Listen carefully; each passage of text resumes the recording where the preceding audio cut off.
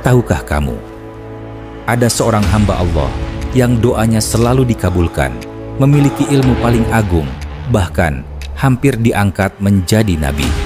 Namun Allah justru menjadikannya perumpamaan seekor anjing di dalam Al-Quran.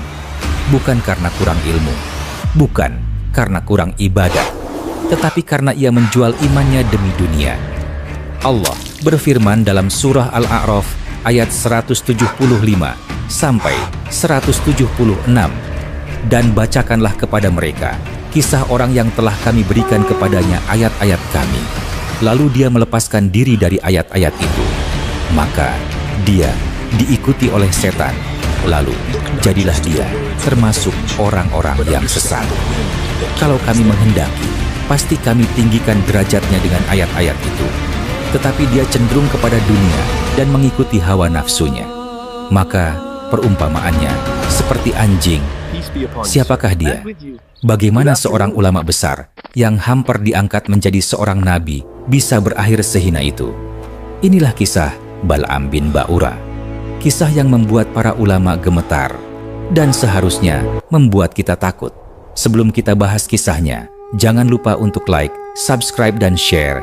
Mari kita bersama membangun channel ini menjadi lebih baik lagi.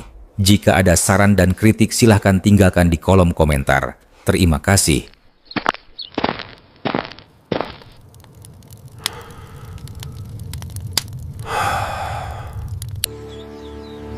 Di masa ketika langit masih sering menjadi saksi doa-doa yang dikabulkan, di negeri Bani Kanaan yang tenang dan subur, hiduplah seorang lelaki yang namanya disegani oleh manusia dan ditakuti oleh setan. Namanya Bal'am bin Ba'ura. Ia bukan raja, bukan panglima, bukan pula orang kaya. Namun, satu doanya lebih ditakuti daripada 1000 pasukan perang. Bal'am dikenal sebagai orang yang ahli ibadah siang dan malam, ulama besar dengan ilmu yang dalam, dan orang yang mengetahui tentang Ismul A'azam atau nama-nama Allah yang agung. Konon jika ada orang yang berdoa dengan menyebut Ismul A'azam, doanya akan dikabulkan. Masyarakat meyakini jika Bal'am berdoa untuk hujan, hujan turun. Jika ia berdoa untuk kesembuhan, orang sakit sembuh. Jika ia berdoa agar bahaya dijauhkan, maka bahaya itu lenyap. Rumahnya sederhana, pakaiannya biasa, namun kehadirannya membuat hati orang bergetar. Sejak fajar menyingsing, Bal'am sudah berada di tempat ibadahnya. Wajahnya tenang, lisannya basah oleh zikir, dan air matanya sering jatuh saat menyebut nama Allah. Para murid duduk mengelilinginya, mencatat setiap kalimat yang keluar dari mulut sang guru. Suatu hari, di bawah langit biru dan angin yang sepoi-sepoi, seorang murid muda memberanikan diri bertanya, "Wahai guru kami, apa rahasia doa yang selalu dikabulkan oleh Allah?" Bal'am terdiam sejenak. Ia menundukkan kepala, lalu berkata dengan suara lembut namun penuh makna, "Wahai anak-anakku, doa bukanlah tentang indahnya kata-kata, bukan pula tentang panjangnya permintaan. Doa adalah pengakuan bahwa kita lemah dan Allah Maha Kuat. Selama hatimu bersih, niatmu lurus, dan imanmu utuh, maka langit akan mendengarmu." Kata-kata itu bukan sekadar nasihat. Ia adalah cerminan hidup Bal'am sendiri. Bal'am hidup di zaman Nabi Musa. Ia mengetahui siapa Musa. Ia mengenal risalah yang dibawa Musa. Dan di dalam hatinya, ia meyakini Musa adalah utusan Allah. Karena itu, Bal'am sering berkata kepada murid-muridnya, "Jangan pernah menjual kebenaran demi dunia. Dunia akan pergi, tetapi dosa akan ikut sampai ke kubur." Saat itu, Bal'am adalah contoh ulama sejati. Ia tidak mencari pujian, tidak mengejar kekuasaan, dan tidak silau oleh harta. Namun, sejarah mencatat satu kenyataan pahit. Bukan orang bodoh yang paling mudah jatuh, tetapi orang berilmu yang mulai mencintai dunia. Dan tanpa Bal'am sadari, ujian terbesar dalam hidupnya sedang mendekat.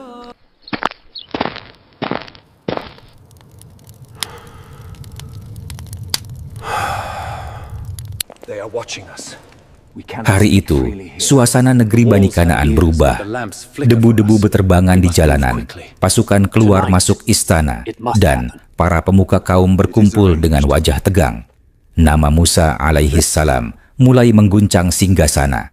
Ia datang membawa tauhid. Ia menyeru kepada Allah yang Esa, dan seruannya mulai menggerogoti kekuasaan para penguasa zalim. Salah satu pemuka berkata dengan suara rendah, namun penuh ketakutan, "Jika Musa dibiarkan, rakyat akan mengikutinya. Dan jika rakyat berpaling, kekuasaan kita tamat." Mereka saling pandang. Lalu, satu nama disebut serempak, Bal'am bin Ba'ura. "Tak ada senjata yang lebih mematikan," kata seorang dari mereka, "selain doa orang soleh." Mereka tahu, pedang bisa ditangkis, pasukan bisa dikalahkan, tapi doa yang mustajab tidak ada tamengnya. Maka berangkatlah sebuah delegasi menuju rumah Bal'am. Rumah sederhana itu kini dikepung kehormatan palsu. Mereka memberi salam dengan senyum, namun niat di dada penuh racun. "Wahai Bal'am," kata mereka, "engkau adalah ulama terbesar kami. Doamu didengar langit." Bal'am mempersilakan mereka duduk. Lalu permintaan itu pun dilontarkan. "Doakan agar Musa dan pengikutnya binasa." Seisi ruangan terasa membeku. Bal'am menatap tajam, wajahnya berubah. "Apakah kalian sudah gila? Musa adalah utusan Allah." Ia berdiri dan berkata tegas, "Demi Allah, aku tidak akan memusuhi seorang nabi. Aku menolak." Para utusan itu terdiam, namun mereka belum selesai. Salah seorang dari mereka maju dan berkata perlahan, "Tenanglah, wahai Bal'am. Ini bukan soal iman. Ini soal masa depan." Lalu mereka mulai menabur janji dan menawarkan harta berlimpah, jabatan tinggi, dan kedudukan di sisi raja. "Mintalah apapun yang kau mau. Raja akan mengabulkannya." Bal'am menggeleng. Namun, benih itu sudah ditanam. Sebelum pergi, mereka meninggalkan kalimat yang menusuk. "Pikirkanlah baik-baik. Bicarakan dengan istrimu. Dunia tidak menunggu orang yang ragu." Kemudian mereka pun pergi, pintu tertutup, dan untuk pertama kalinya, hati Bal'am tidak setenang biasanya. Malam turun, Bal'am duduk sendiri, tasbihnya terdiam, doanya tercekat, istrinya memperhatikan dari kejauhan. "Mengapa engkau gelisah?" tanyanya. Bal'am menghela napas. "Kaum kita ingin aku mendoakan kebinasaan Musa. Aku tahu itu salah." Istrinya terdiam, lalu berkata, pelan namun menusuk, "Sampai kapan kita hidup seperti ini? Engkau ulama besar, tapi kita hidup sederhana." Kata-kata itu seperti pisau halus. "Bukankah dengan kekayaan itu engkau tetap bisa beribadah? Bukankah engkau bisa membantu lebih banyak orang?" Disitulah setan mulai membungkus dosa dengan logika. Allah telah memperingatkan, "Wahai orang-orang yang beriman, janganlah harta dan anak-anakmu melalaikanmu dari mengingat Allah." Quran Surah Al-Munafiqun ayat 9. Namun, Bal'am mulai lengah. Hari demi hari, desakan semakin kuat. Kaumnya berkata, "Jika Musa menang, kita semua binasa. Dan kau, Bal'am, akan dianggap pengkhianat." Bal'am terjebak. Jika menolak, dia akan dicaci, dijauhi, dihancurkan reputasinya. Jika menerima, iman terancam, tapi dunia terbuka lebar. Rasulullah bersabda, "Sesungguhnya yang paling aku khawatirkan atas umatku adalah fitnah dunia." Hadis riwayat Ahmad. Dan Bal'am sedang tenggelam di dalamnya. Pada suatu malam yang sunyi, Bal'am menatap langit. Air matanya jatuh, namun bukan karena takut kepada Allah, melainkan karena takut kehilangan dunia. Ia berkata kepada istrinya, "Aku akan melakukan apa yang mereka minta." Kalimat itu pendek, namun menggetarkan langit dan bumi. Saat itulah Bal'am melangkah dari ulama pilihan menuju jurang kehancuran. Dan tanpa ia sadari, Allah sedang menyiapkan peringatan terakhir.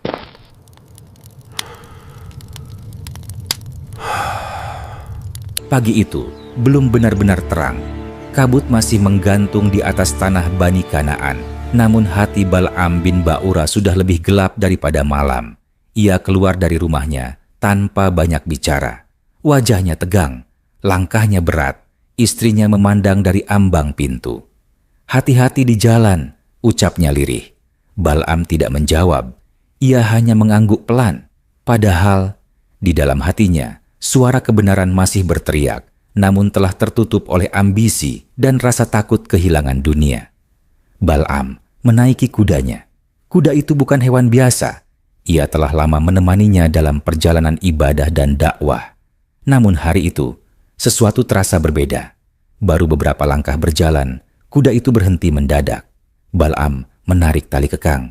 "Ayo, berjalan." Namun kuda itu tetap diam. Tubuhnya kuda gemetar, matanya menatap lurus ke depan, seolah melihat sesuatu yang tak terlihat oleh manusia. Bal'am memukulnya. Kuda itu berjalan, namun tak lama kemudian kembali berhenti, bahkan berbelok keluar jalur. Bal'am semakin emosi. "Apa yang terjadi denganmu hari ini?" Ia memukulnya lagi. Pada hentakan ketiga, kuda itu tersungkur jatuh, dan tiba-tiba terjadilah sesuatu yang melampaui akal. Dengan izin Allah, kuda itu berbicara. "Mengapa engkau memukulku, wahai Bal'am? Tidakkah engkau melihat malaikat di hadapan kita? Dia menghalangi jalanmu, karena engkau sedang menuju kebinasaan." Bal'am terdiam membeku. Tangannya gemetar, dadanya sesak. Itu bukan halusinasi, itu peringatan langsung dari langit. Allah telah mengirim malaikat untuk menghentikan langkah dosa Bal'am. Namun, inilah tragedinya. Bal'am melihat tanda, namun menolak tunduk. Alih-alih bertobat, Bal'am justru semakin keras. Ia berkata dengan marah, "Diam." Ia kembali memukul kudanya. Dan kuda itu pun dengan berat hati melanjutkan langkah. Di saat itulah Allah membiarkan Bal'am melangkah. Bukan karena ridha, tetapi karena Bal'am telah memilih jalannya sendiri. Sebagaimana firman Allah, maka ketika mereka berpaling, Allah pun memalingkan hati mereka.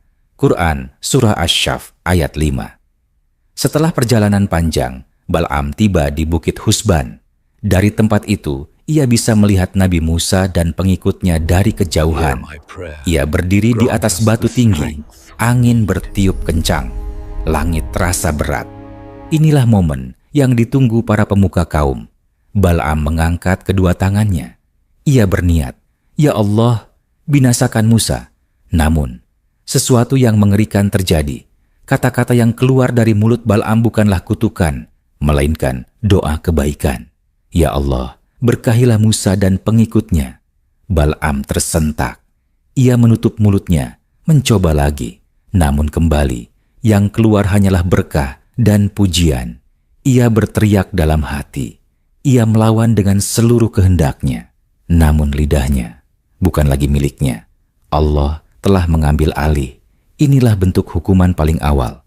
Ilmu masih ada, tapi tidak lagi bisa digunakan untuk maksiat. Bal'am jatuh terduduk. Tubuhnya gemetar, matanya membelalak. Ia sadar Allah sedang mempermainkannya di hadapan manusia. Dengan langkah tertatih, Bal'am turun dari bukit. Harga dirinya hancur, ambisinya gagal, dan kemarahannya berubah menjadi kedengkian. Ia tidak bertobat. Ia justru berkata dalam hati, "Jika aku tak bisa menghancurkan Musa dengan doa, maka aku akan menghancurkan mereka dengan cara lain." Saat itulah Bal'am resmi berubah dari ulama menjadi musuh kebenaran. Dan inilah awal dari rencana paling licik dan paling mematikan.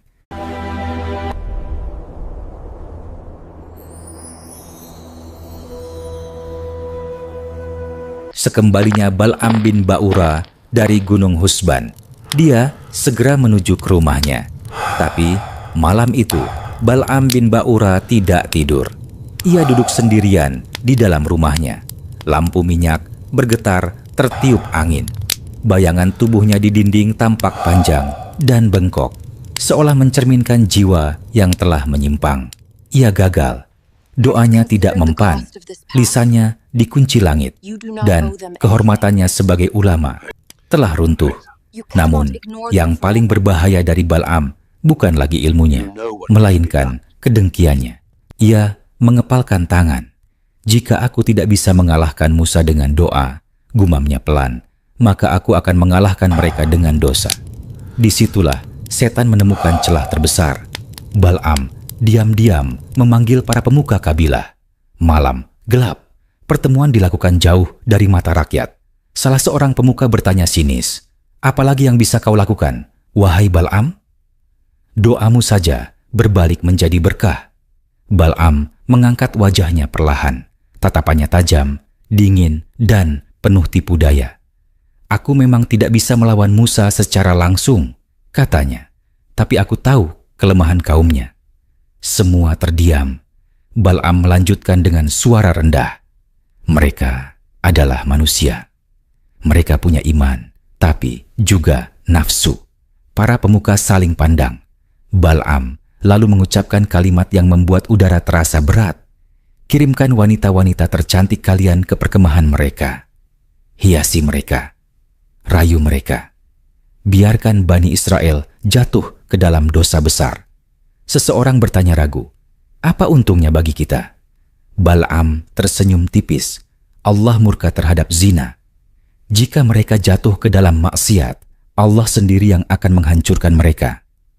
Saat itu, Bal'am tidak lagi berbicara sebagai ulama, melainkan sebagai arsitek kehancuran.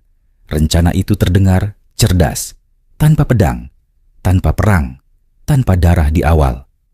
Para pemuka kaum setuju. Mereka segera mengumpulkan. Wanita-wanita muda, dihiasi pakaian indah, diberi perhiasan, kemudian diajari rayuan. Bal'am berpesan, "Jangan paksa mereka. Biarkan mereka tergoda sendiri. Dosa yang dipilih sendiri jauh lebih menghancurkan. Padahal Allah telah berfirman, 'Dan janganlah kamu mendekati zina. Sesungguhnya zina itu adalah perbuatan keji dan jalan yang buruk.'" Quran Surah Al-Isra ayat 32. Namun peringatan itu telah lama ditinggalkan Bal'am. Kemudian wanita-wanita itu memasuki perkemahan Bani Israel. Awalnya hanya senyum, sapaan ringan, percakapan biasa. Namun hari demi hari, batas mulai runtuh. Iman sebagian orang melemah. Hawa nafsu menguat.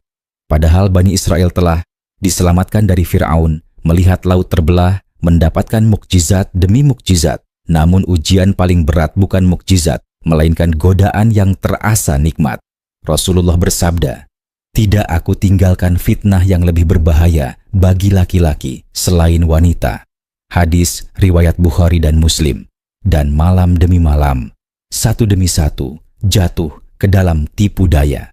Tak lama setelah itu, sesuatu yang mengerikan terjadi. Orang-orang mulai jatuh sakit, tubuh mereka panas, wajah mereka pucat. Dalam waktu singkat, wabah menyebar cepat. Tangisan terdengar di mana-mana. Jenazah bergelimpangan. Lebih dari 70.000 orang tewas. Inilah azab yang tidak datang dengan suara petir, tetapi dengan penyakit yang mematikan. Allah berfirman, "Dan musibah apapun yang menimpa kamu adalah akibat perbuatan tanganmu sendiri." Quran Surah Asy-Syura ayat 30. Nabi Musa alaihi salam gemetar melihat kaumnya binasa. Beliau berdoa, "Ya Allah, selamatkan kami dari kebinasaan ini. Tunjukkan siapa dalang di balik semua ini." Kemudian Allah membuka kebenaran. Nama Bal'am bin Ba'urah disebut. Saat itulah Nabi Musa mengangkat tangan. "Ya Allah, cabutlah seluruh ilmu dan keistimewaan yang pernah Engkau berikan kepadanya." Dan langit mengabulkan doa itu.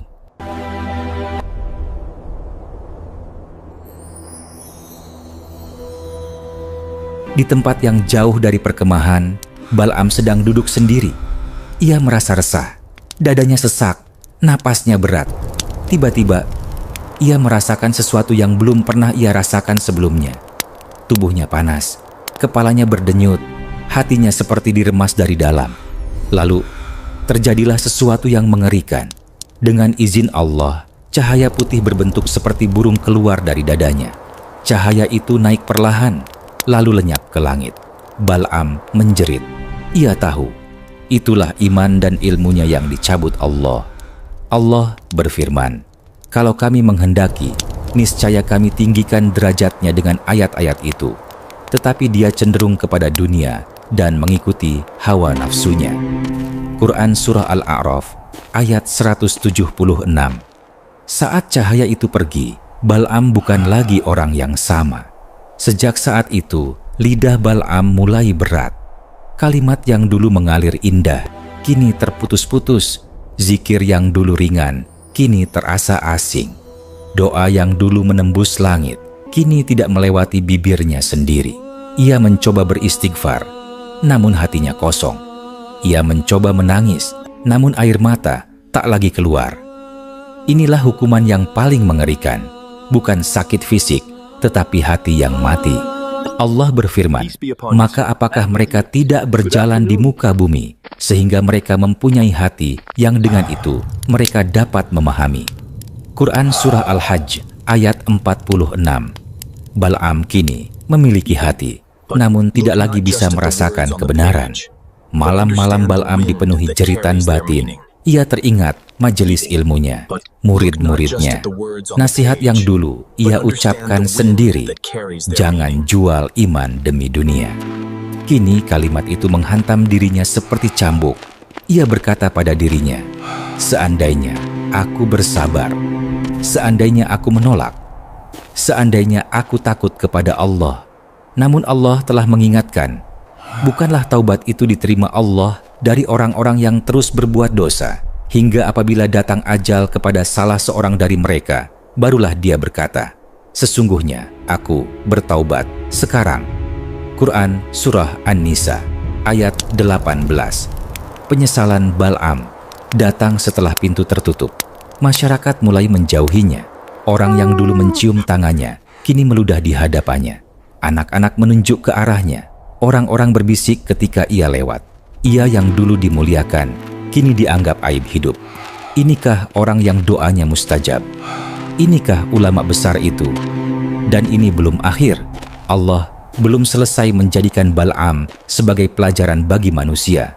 Hari-hari Bal'am bin Ba'ura berlalu dalam kehampaan.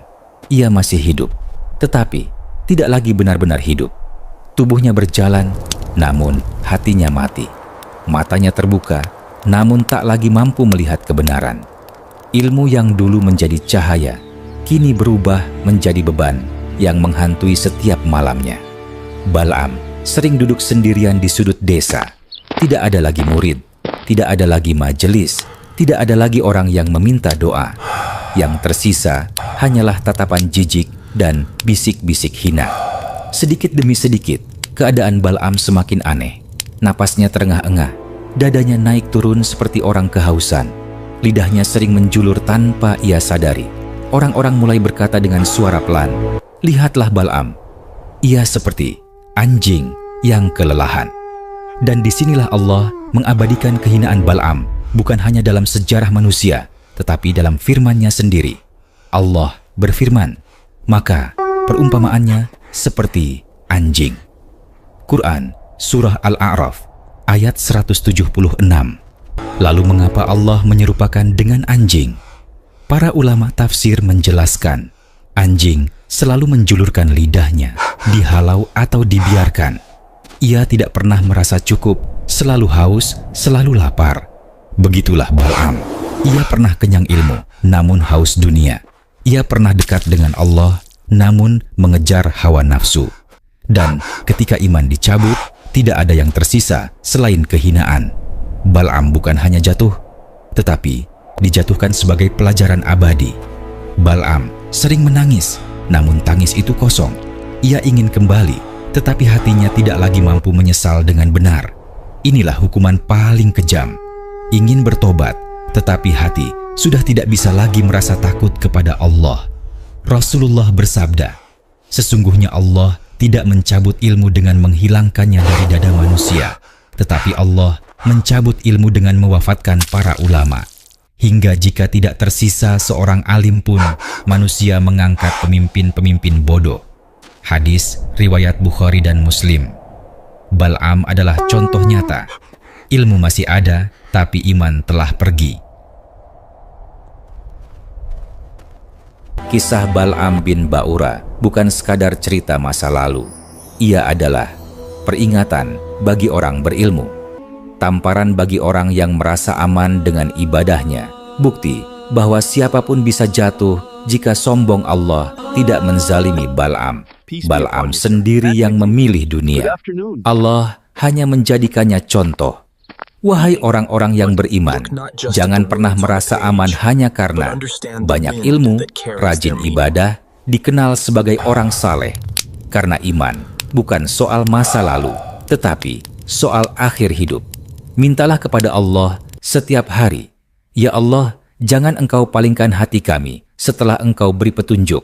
Quran, Surah Ali, Imran, ayat 8. Semoga Allah menjaga kita dari kesombongan, menjauhkan kita dari cinta dunia yang membutakan, dan mewafatkan kita dalam keadaan husnul khotimah. Jangan lupa like, subscribe, dan share. Jika ada saran atau kritik, silahkan tinggalkan di kolom komentar. Assalamualaikum warahmatullahi wabarakatuh.